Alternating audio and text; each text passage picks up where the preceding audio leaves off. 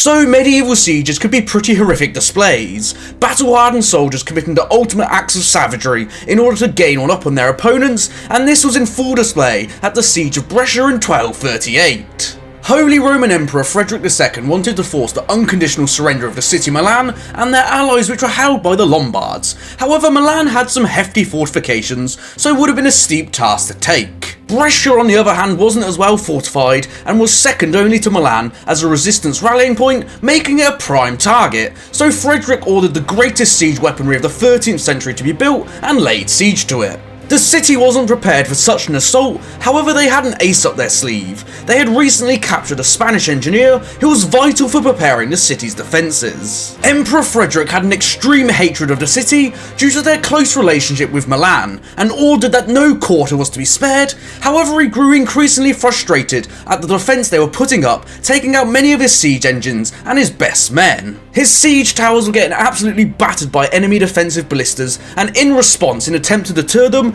he now hung live prisoners from the towers so they wouldn't destroy them. In response, the defenders now hung live prisoners in the places where the battering rams were pounding their walls. The siege lasted from July of 1238 all the way up until October, until one night the defenders made an assault out of the castle into the enemy camp, inflicting heavy casualties. Along with some absolutely horrendous weather and the broken morale of his troops, the night assault was the final straw, and Frederick was forced to abandon the siege to great embarrassment. So during siege warfare, one such strategy used by attackers was to starve out the defenders to force them to surrender their position. However, during the siege of Acre in 1198 during the Third Crusade, there comes a fantastic story of how the defenders sneaked more supplies in. After being absolutely battered by Saladin's forces at the Battle of Hattin, the remnants of the Crusader force led by the King of Jerusalem, Guy de Lusignan, laid siege to the port city of Acre using all the remnants of the Crusader forces left in the Holy Land. Saladin's forces soon surrounded the besiegers, however more Crusaders were arriving from Europe, and after a bit of back and forth, the Crusader besiegers now had blocked any part of the city from the land and also had control of the ports. One thing the Christians did know about Islam is that they wouldn't eat pork because they considered the pig an unclean animal, and Saladin used this to his advantage. Muslim sailors shaved their beards in a Crusader manner, wore Crusaders' clothes and flew the banners of the Crusaders, all while their supply ships carried grain, onions, cheese, lamb, and of course, visible pigs running around the top deck as they sailed towards the city of Acre.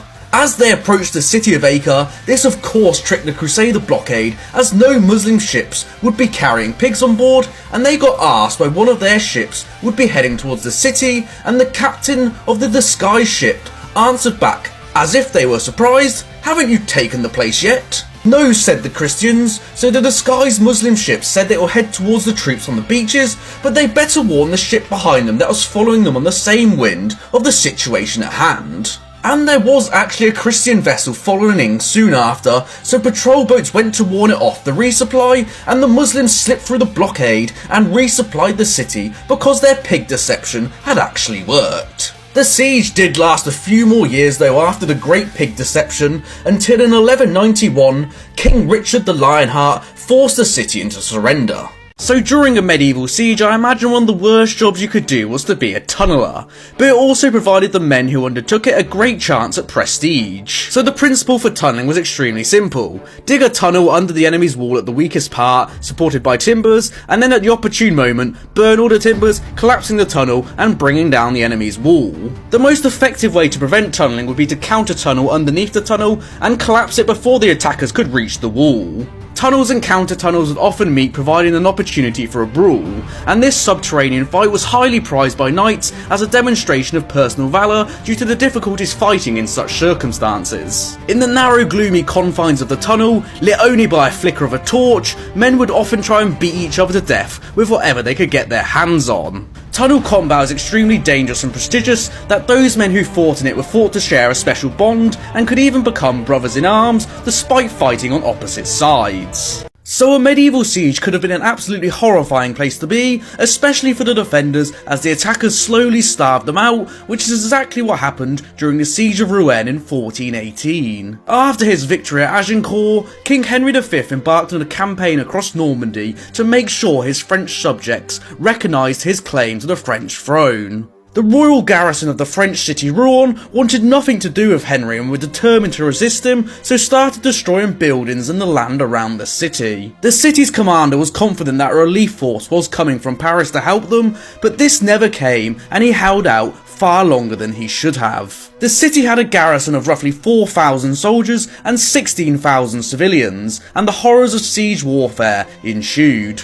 Poorer citizens were seen hunting through garbage for decaying vegetables and rotten meat in order to feed their starving bellies. The rich insisted on freshly killed meat though, so had to settle for dogs, cats and vermin. Rotting horse carcasses would have been picked dry, and in an attempt to conserve food, the city commander expelled 12,000 civilians who couldn't fight. However, King Henry wouldn't allow them past his lines and hoped to shame the city to take them back to further stretch their resources. Despite Henry's generosity of giving them a meal on Christmas Day, the victims were left to starve in the dry moat which surrounded the city. Their relations who remained in the city would have heard the cries of the starving and saw the skeletal figures and dead bodies which littered the moat, and they forced the commander to surrender the city. After a 7-month-long siege, King Henry had the city of Rouen, but at the cost of 12,000 civilian lives.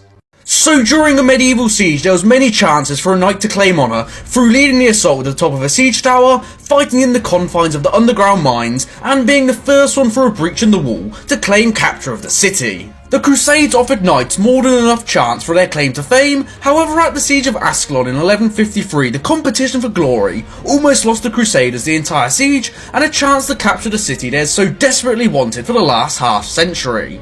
50 years prior, in 1099, the city was there for the taking after the Crusader victory at the Battle of Ascalon. However, the defenders would only hand over the keys to Raymond of Toulouse after he was one of the only Crusader leaders to show mercy after the massacre at Jerusalem only a few months prior. However, main Crusader leader Godfrey of Bouillon was having absolutely none of it, as he wanted to be the one to claim capture of the city and take all the glory for himself, so refused the defenders' offer for surrender. Godfrey's petulance meant Ascalon remained in Muslim hands till around 1153, when King of Jerusalem Baldwin III decided to lay siege to it and deploy magnificent siege towers to attack the city walls. One night the defenders led an assault out of the city and set fire to one of these siege towers. However, the wind blew the siege tower back over onto the city walls, and the fire began cracking the masonry, and by morning a breach had opened for the attackers to assault. The Knights Templar, who were renowned for fighting for honour in the name of God, decided to take their chance of glory and storm the breach with around 40 men before the defenders could fully assemble to defend the opening. As they wanted the glory of being the first ones through the breach and capturing the city, the Templars actually fought off attempts from other Christians to join in their assault, determined that the Templars and the Templars alone should be the ones to claim this honour. However, this didn't really go too well for them, as they were soon surrounded inside the city, slaughtered, and then their headless bodies were hung on the outside walls as a warning to the rest of the Christians. Suggestions were thrown around that the Crusaders should abandon the siege as they grew fatigued. However, the Knights Hospitaller, rival to the Templars, suggested to Baldwin that they should continue as victory was near. After another month of bitterly long fighting, the city of Ascalon did finally fall to the Crusaders. However, the Templars' desire for glory almost lost them the entire siege. The story of the Templars' disaster does come from chronicler William of Tyre though, who was renowned for disliking the Templars, so it may have been a bit of propaganda for the Hospitallers, as an account by the city chronicler makes no mention of this Templar sacrifice.